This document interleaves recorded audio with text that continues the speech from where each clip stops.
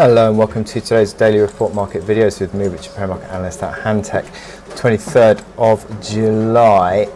There's a improvement actually in the dollar that we've seen overnight. It's interesting that this move that we've seen in the dollar, which is affecting across major markets, pretty much all the major pairs are all turning dollar strength across the board. You're seeing gold, which is continuing to drop back, interestingly enough. I'll talk about the technical implications of that in a bit, but it really is sort of crossroads territory there on the gold rally. And also we've seen how the fact that treasury yields haven't really picked up. It's interesting that they're fairly flat across the treasury yields.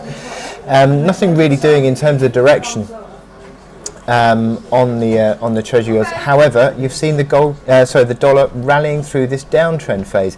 So this is a really important moment, I think, for the dollar. How the fact that this is coming ahead of a load of key fundamental events on major pairs. Perhaps it's more the fact that the euro is weaker ahead of the ECB meeting. Perhaps it's more a case of this sterling underperforming ahead of an expected announcement of Prime Minister, who is expected to be Prime Minister Johnson.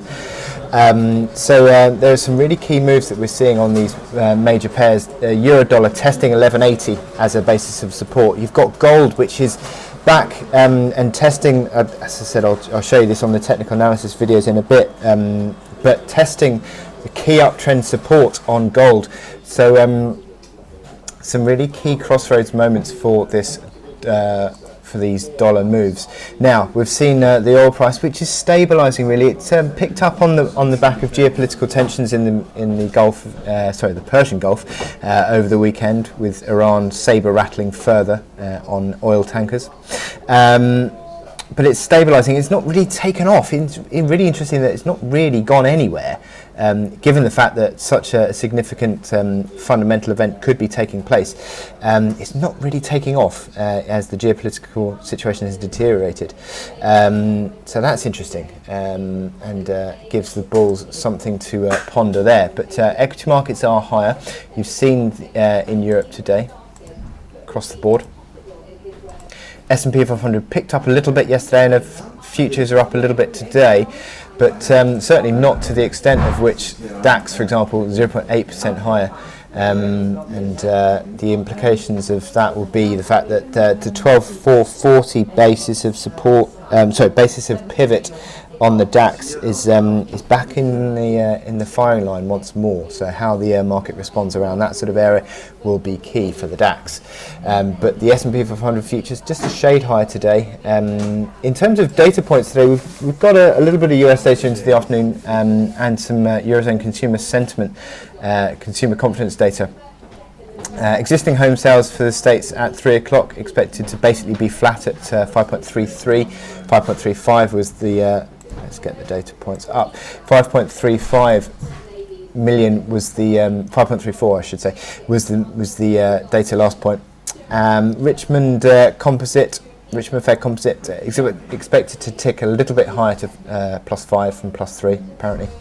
And the consumer confidence on the Eurozone is 7.2 negative. So that just, again, reflects a bit of a stabilisation on the consumer confidence data there for the Eurozone. So my chart today is Aussie yen. Now I think Aussie yen is interesting because what we have seen is the yen obviously under pressure against the dollar, but is that being reflected through other major pairs as well? Well, the Aussie yen is taken to be a bit of a sentiment gauge for market risk appetite.